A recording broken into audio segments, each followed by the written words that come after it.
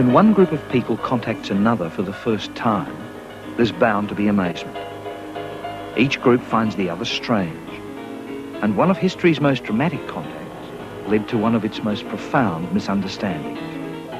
Columbus called them Indians, but they weren't from the Indies. They've been called Redskins, but they're not red. We think of them riding horses, but until the Spaniards came, they had no horses. Most of what we know and think about the people of North America comes from the movies. Hollywood has turned misunderstanding into myth, and the Indians always lose.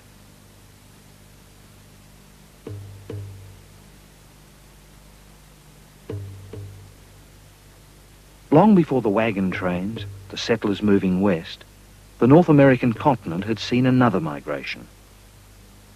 Those earlier settlers had been moving east. They conquered the wilderness too.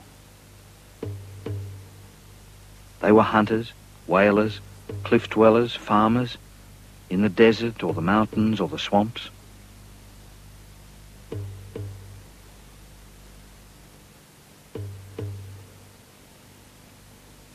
These first Americans came from a common Asian stock, but they developed societies that were so diverse, so different, that you can't imagine that they were ever the same. You can't pick one as typical. Yet so fast was the white man's spread that most of the earliest settlers had gone, along with their cultures, before we even knew that they were there. The American photographer, Edward Curtis, was one observer who noticed how variable these other Americans were. At the end of the 19th century and the early part of this century, he took many photographs, 40,000 of them, to record something of the diversity of the remaining Americans.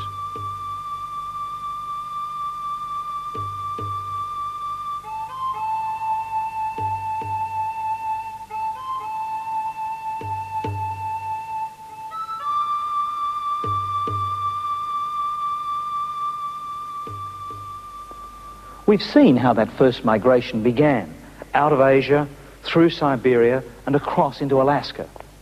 At some point, these new arrivals stopped being Asians and became something else. Americans, North Americans, and began to adapt to this new continent.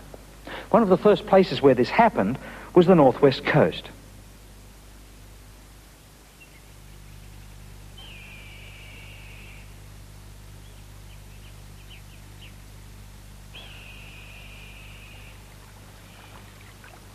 This rugged, pine-clad coastline is part of the Queen Charlotte Islands, north of Vancouver.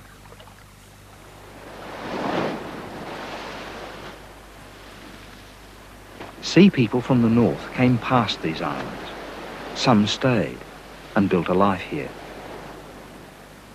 For thousands of years, they refined their ways of using the sea, the forests and the rivers.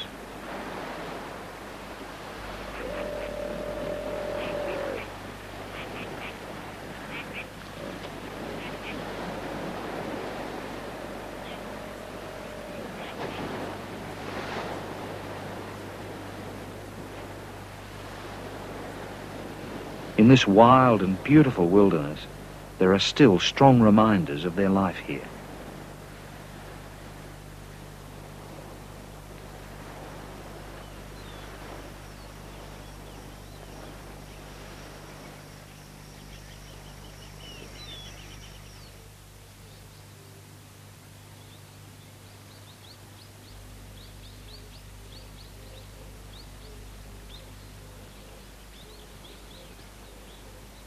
This is all that's left of the village of Ninstins, abandoned now for more than 100 years. These rotting totem poles are signposts to the past, powerful reminders of one of the most distinctive peoples in North America. In carving these poles, the Haida people recorded something of their life here on this continent. But in this art, they also left a record of their much older links with Asia. Scarred by moss and fire and time, These monumental carvings hold staring, stylized faces. Grizzly bears and whales, beaver, frog and thunderbird. They hark back to Asia, and yet are new. They record a mythology based on the world around them.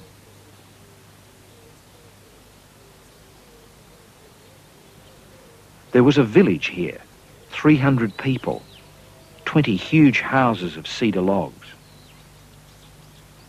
Large poles at the front of the houses displayed family crests.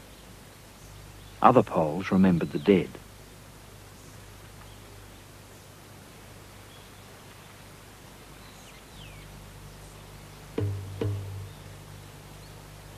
The last pole was carved here 100 years ago, just before the remnants of the Ninstins people, the survivors of disease, left the island. Since then, the forest and the moss have reclaimed the village.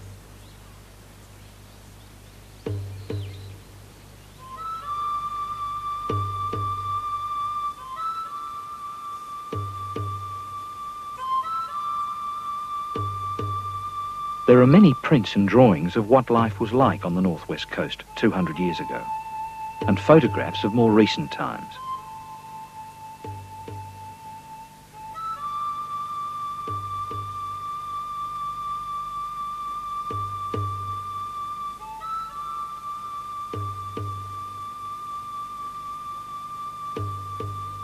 But perhaps the most evocative portrait is a film made by Edward Curtis in 1914.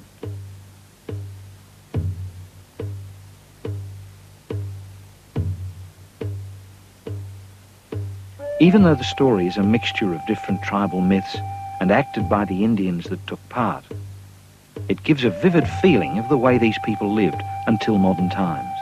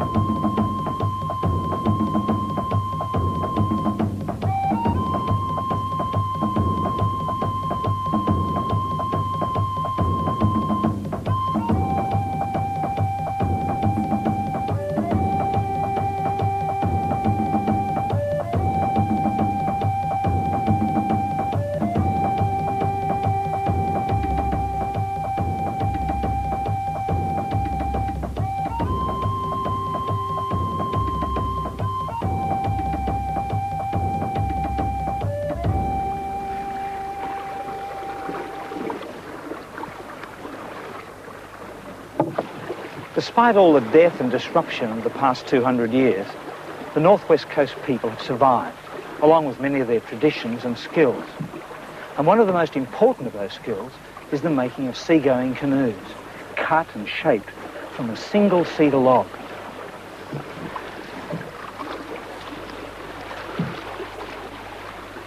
This canoe, and another much larger one, were the first to be built on the coast for 80 years. Their construction came just in time to save those skills from being lost forever, and had reinforced the survival of the great artistic tradition of the Northwest Coast. In Skidegate, the great faces are still being carved, in timber that smells delicious. It just invites the blade.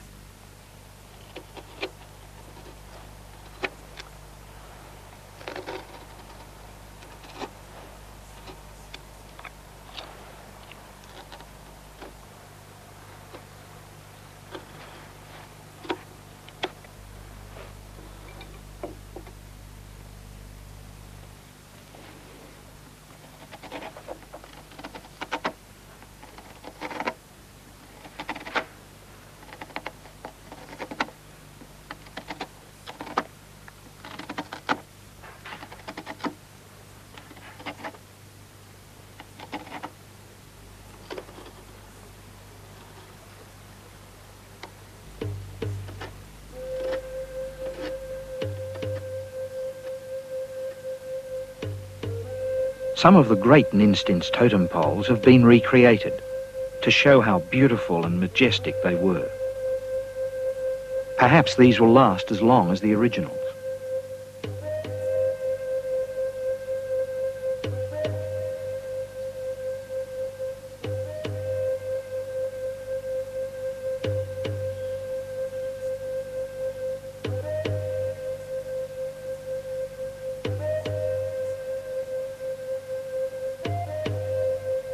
These poles are part of a revival, an expansion of the skills and imagination that the people of the coast have never lost.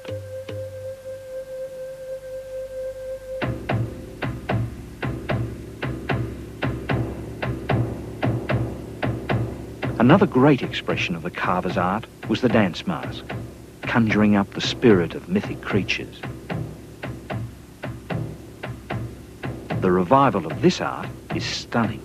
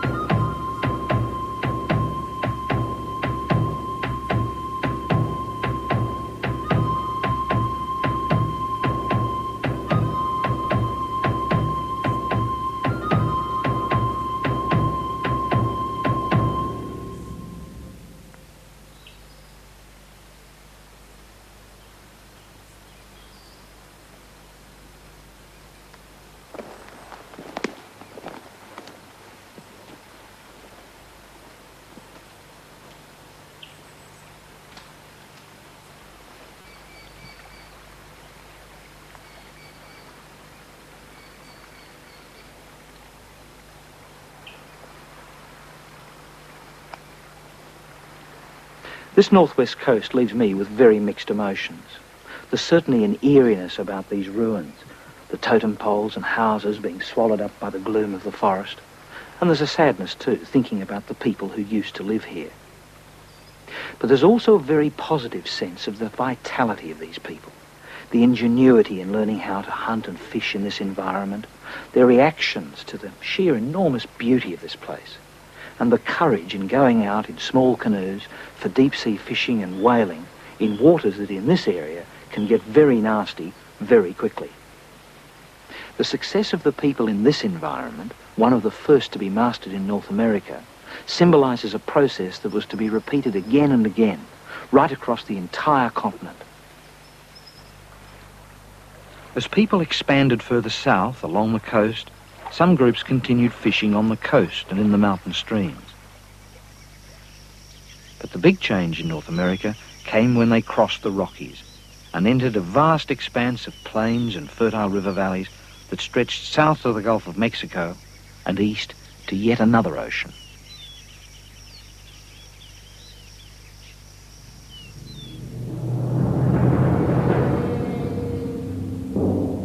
On the Great Plains, there were big animals: mammoths, camels, mastodons, ground sloths. This was a place to hunt.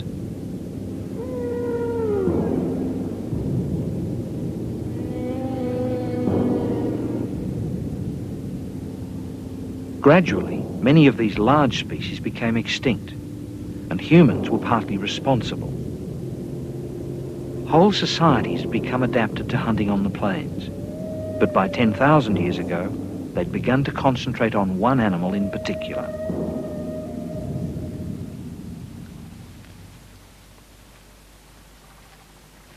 Buffaloes provided the basis of a whole existence: meat that was fresh or dried for later, skins for clothing, tents and ropes, bones and horns and teeth for tools, sinews for lashings. Nothing was wasted.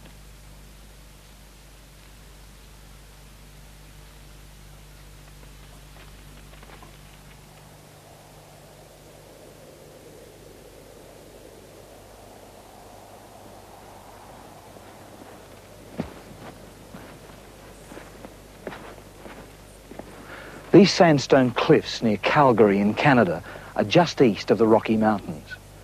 From here, you can look out at the start of the Great Plains of North America and imagine the vast herds of grazing animals that used to live on these rich grasslands.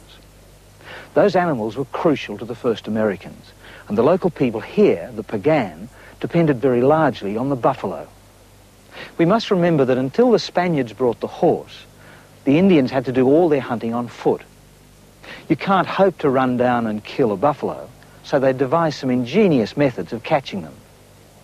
One of the most spectacular was to herd the buffalo together up there and stampede them over this cliff in hundreds.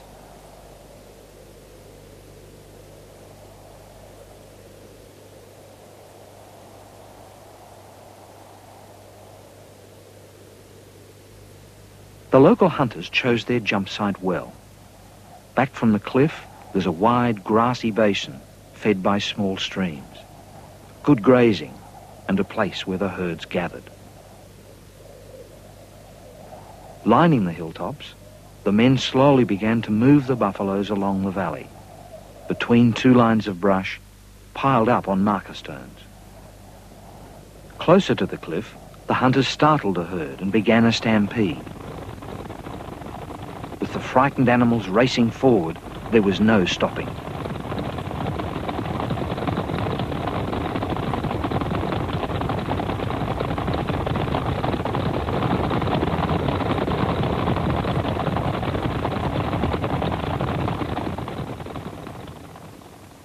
The Indians used this jump site for more than 6,000 years.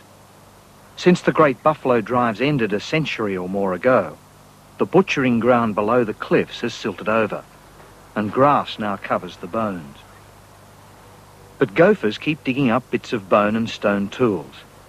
This slope is mostly buffalo bones, 10 metres deep. Excavations on the site show something of the scale and efficiency of Indian operations here. Layers of bones and the cutting tools that butchered them.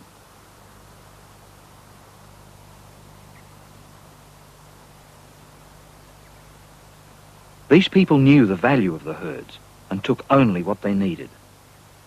When Europeans arrived, there were buffaloes by the million, but they were soon gone, the herds virtually extinguished. A way of life went too.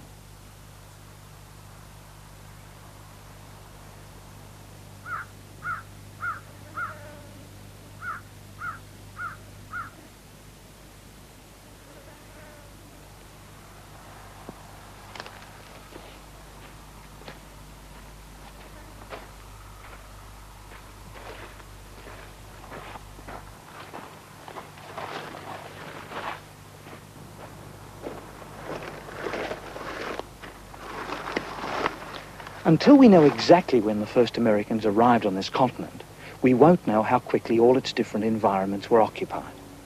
With the exception of the high Arctic, though, most of North America was occupied by people 20,000 years ago, and even the semi-arid and desert areas like this had people in them 10,000 years ago, before the end of the Ice Age. Like desert areas everywhere, the American Southwest is a very beautiful place. But it's also a very dangerous place because it can kill you if you don't learn to adapt to it quickly.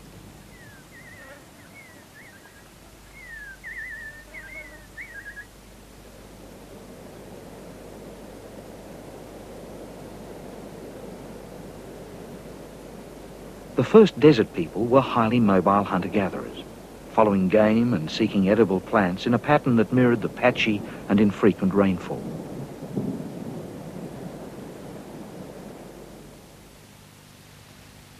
Then came a major change. Further south, in what is now Mexico, plants had been domesticated, including corn. When the knowledge of how to grow it came north about 2,000 years ago, corn, with all its original variations, quickly became a staple.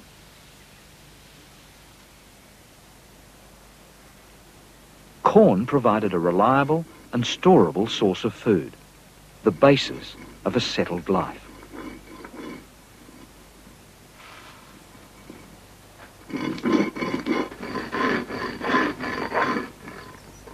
Today, the Hopi people still regard their blue corn as a special food, used only on special occasions.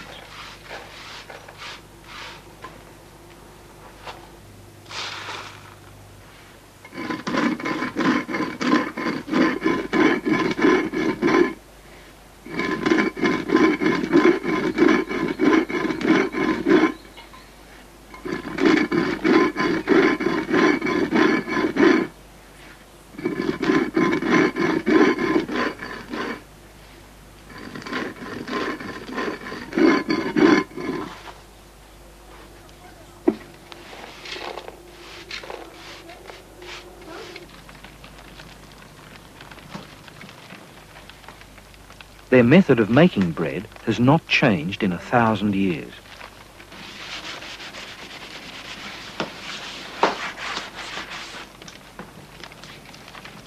The stone slab has been seasoned with corn oil over many generations.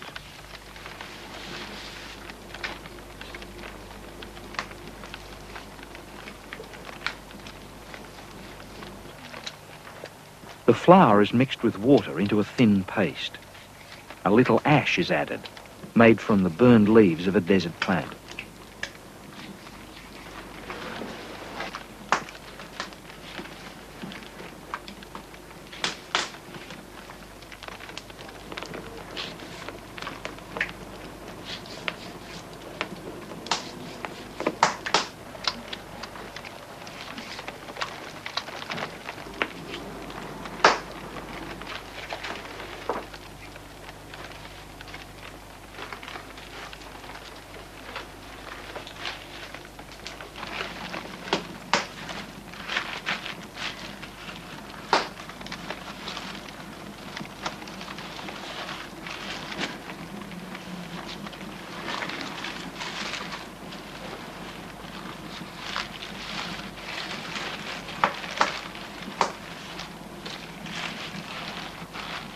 It looks so simple, but it takes experience, skill and stamina.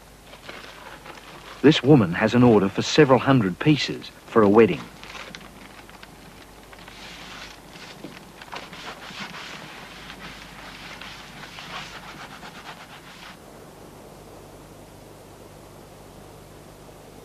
The people of the southwest, the Anasazi, found that some of the best places to live and grow crops in the desert were in the canyons, where precious water flowed briefly after storms.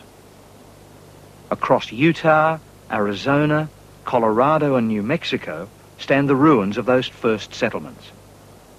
Some of the most dramatic are in Chaco Canyon in New Mexico.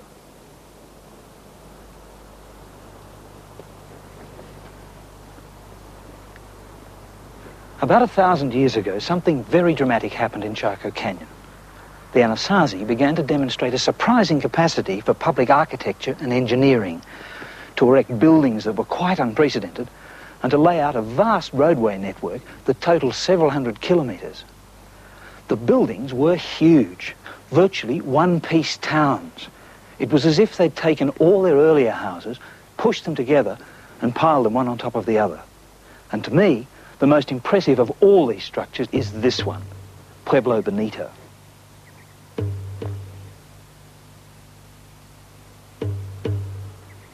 This massive structure, a giant apartment block, reached 4 stories and housed perhaps 1,000 people. To build this township took hundreds of people with complex organisational and constructional skills. More than 1 million stones were quarried and dressed.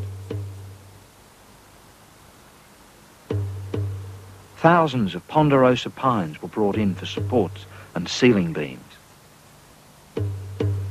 The finished walls were plastered. It's all gone now. The plan incorporated passive solar heating. The complex faces south to collect precious winter sunshine.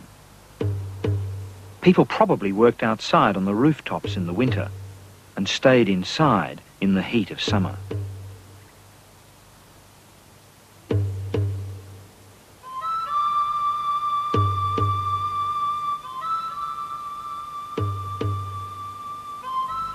At the heart of the colony were the great kivas, where ceremonies and dances were held. Populations flourished in Chaco Canyon from the 10th to the 14th century. There were more than a dozen of these civic centres in the canyon, linked by 400 kilometres of roads. Crops supported the growing population. Some settlements were ceremonial, others traded pottery and turquoise. Then there was a change. Perhaps a series of very bad droughts, perhaps too many trees cut down. Suddenly, everything stopped. Other desert people moved in, and the Anasazi were pushed back into the mountains.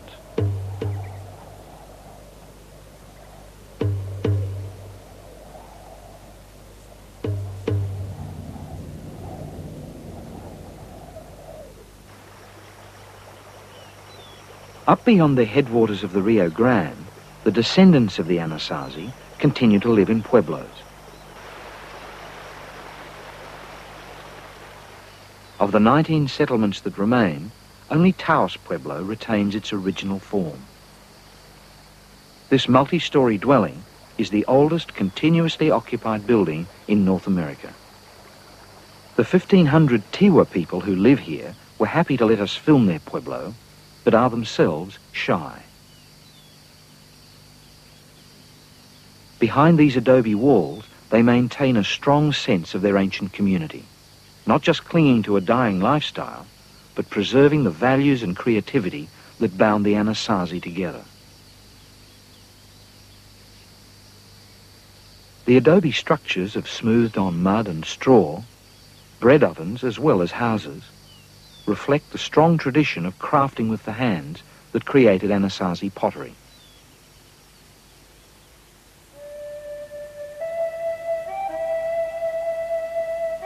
Anasazi pottery goes back more than 1,000 years.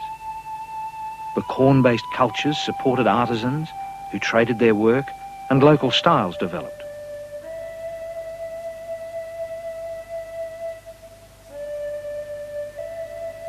The arrival of Spanish and Anglo-Saxon settlers almost ended this tradition. Then, near the turn of this century, a few Pueblo dwellers began to reactivate their skills.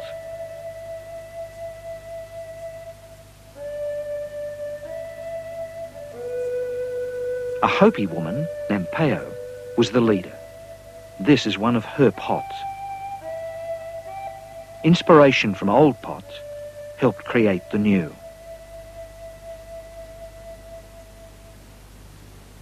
When most of the Anasazi pueblos had been abandoned, one last development took place in the north, in the high country of Colorado.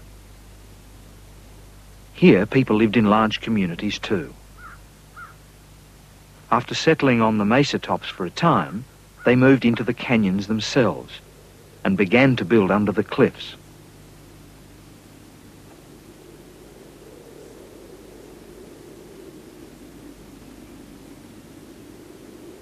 In these structures, protected from the elements, is the evidence of the life that people led here. The fire-blackened walls and ceilings, the casual art of the inhabitants, complete kivas where the roofs formed the floor of the communal living space.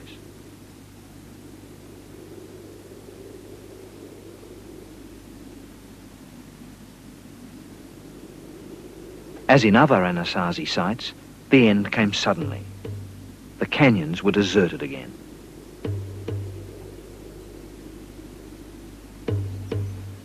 These spectacular ruins were discovered only in 1888 by two cowboys chasing strays in the December snows.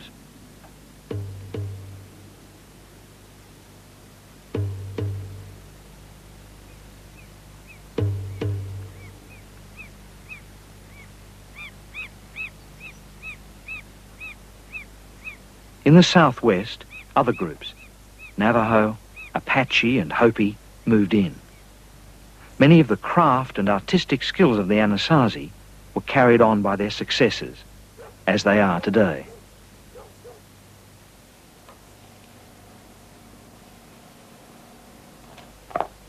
Baskets are still important products in Arizona.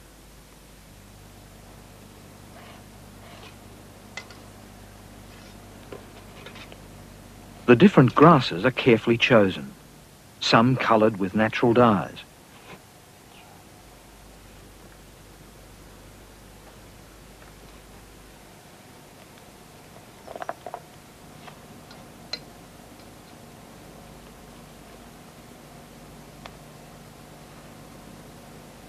Hopi styles reflect the patterns of 1,000 years ago.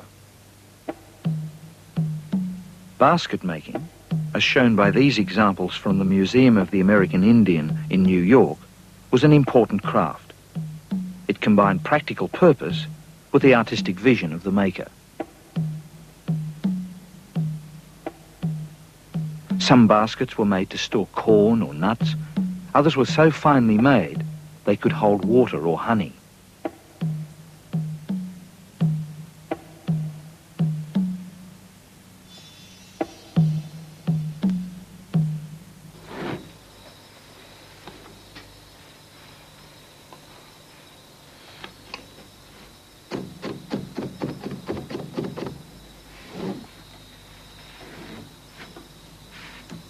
One Indian skill that's fading is rug making, once a common art amongst the Navajo. Not many young people have the patience and dedication to sit at the loom and learn.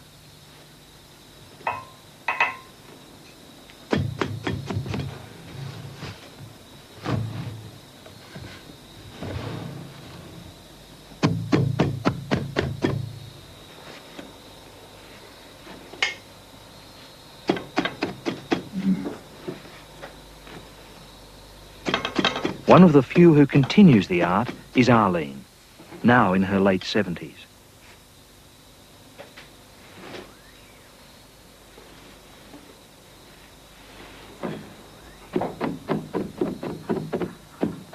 Her husband helps her spin the wool and boil up the plants to make the dyes.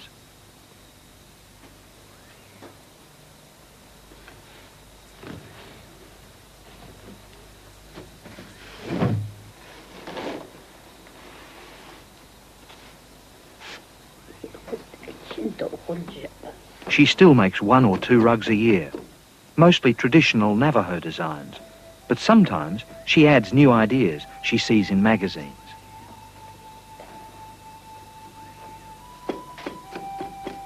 Arlene will weave until she dies. Weaving, she says, is like breathing. It's part of you.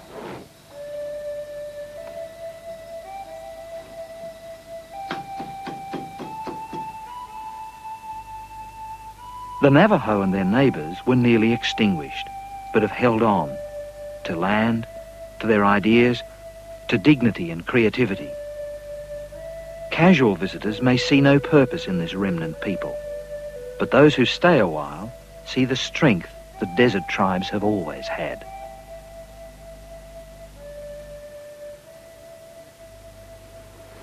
The people of the Southwest are well known. They still have land, and they still charge the wagon trains from movie screens all over the world. Other tribes were lost, swallowed up, completely destroyed.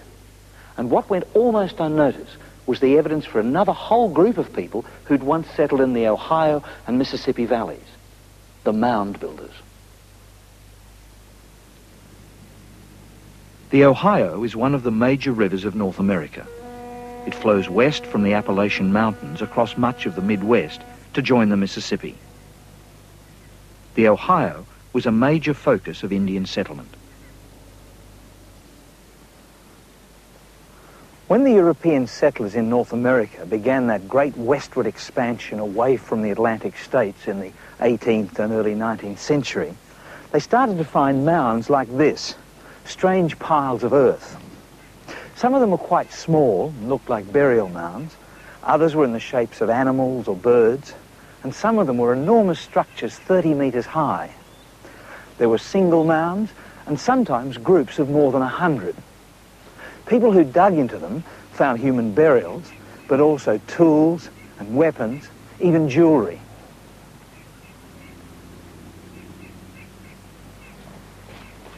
The local Indians said the mounds were made before their time. And in any case, the European settlers didn't think the Indians were capable of organizing the labor to build them. Thomas Jefferson, the third president of the United States, thought it impossible to say who made them. But all sorts of people were suggested. The ancient Greeks, Vikings, Romans, Egyptians. The mounds were clearly a major mystery. And this one in Ohio, called Serpent Mound, in the form of a gigantic snake, is perhaps the most mysterious of all the mounds. Its head is right over there, and its body coils across the side of this hill in huge loops for almost 400 meters.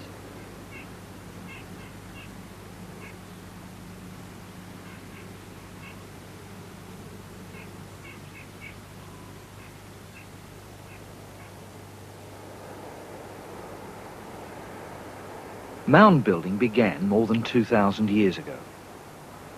Objects found in different mounds show the big changes that were going on in Indian society as people took up agriculture and developed more complex societies. Many people buried in the mounds were richly decorated with beads and copper ornaments. The grave goods reflect the extraordinary range of raw materials and manufactured goods that were traded over a huge area. Stone mace heads, arrowheads, ceremonial flint daggers,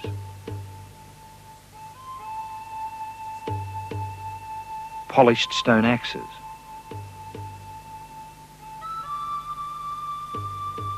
carved stone tablets. This one with grooves on the back where the artist sharpened his tools. Human and animal figures cut from thin sheets of mica, a naturally occurring mineral.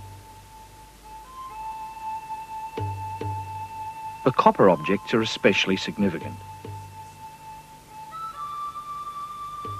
There is no copper in the Mississippi Valley, and this metal probably came from Indian copper mines around the Great Lakes, more than 1,000 kilometers to the north.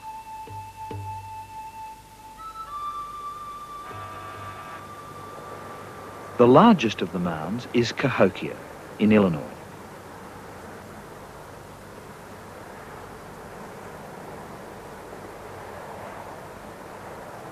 Despite centuries of erosion and amateur archaeologists digging away at it over the years, it's still a huge structure. This, above all, symbolizes the achievements of the mound builders.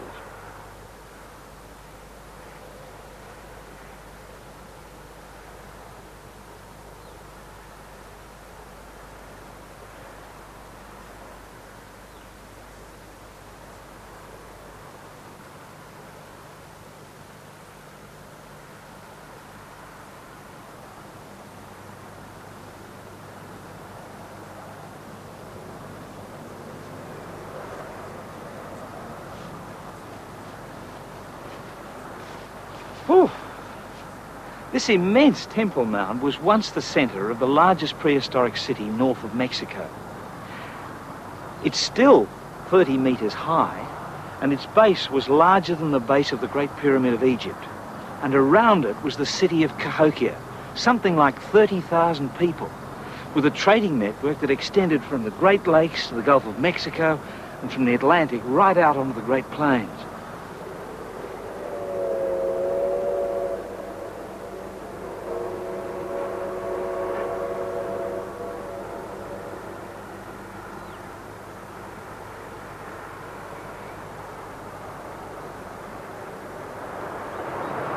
The construction of this mound, and more than 100 other mounds in Cahokia, represents a scale of social organisation and urban planning that many people find difficult to credit to the Indians. Many of the mounds have gone now, destroyed by modern farming and looting, and archaeologists are only slowly beginning to reconstruct the life that went on here. But we'll never know where these societies might have gone, because the arrival of the Europeans and the diseases they brought with them, like smallpox, closed off all their options.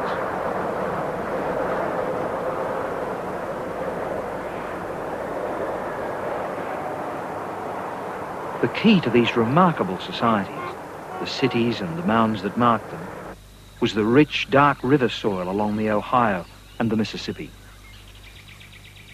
It produced the corn and squash that supported the dense populations.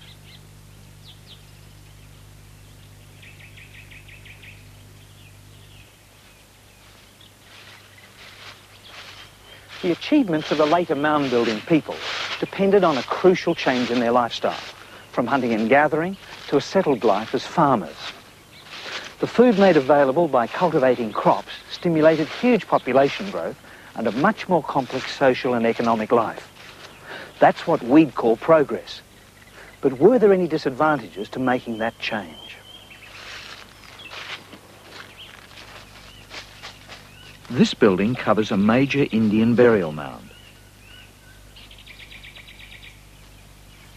The Dixon Mounds Museum gets its name from the Dixon family, who excavated part of the mound on their land in the 1920s and 30s.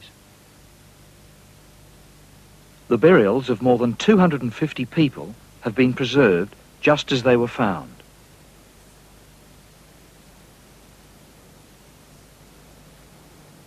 This cemetery is a record of the life and death of individuals. It also tells us a lot about the health of their whole society.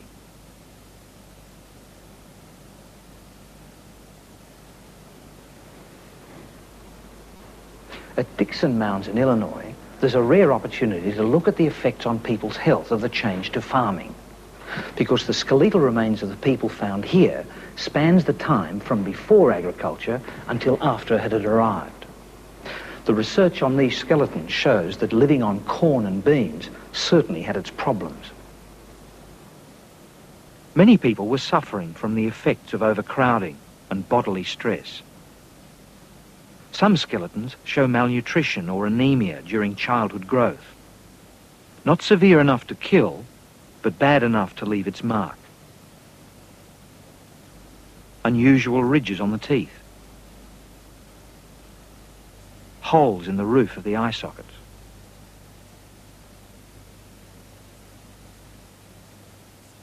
There were other diseases too, tuberculosis and arthritis, shown by bone deformations.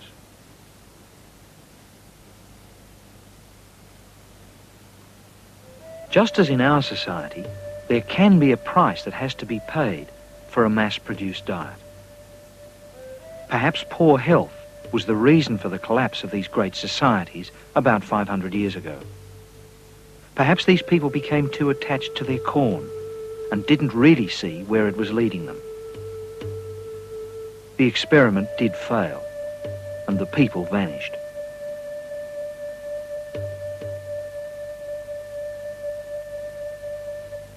Clearly, the change to agriculture was having a profound effect on the Indian populations of what is now the southern part of the United States. But the corn and beans and other plants that caused it were all imports, domesticated much further south in Central America, as we'll see in a later episode. And although agriculture here was important, the vast bulk of North America was still occupied by people maintaining a hunting and gathering lifestyle. But right across on the other side of the Pacific, in Southeast Asia, Experiments in domestication had been going on for thousands and thousands of years, and there people had brought under control a vast array of animals and plants, and most people's menus had changed completely.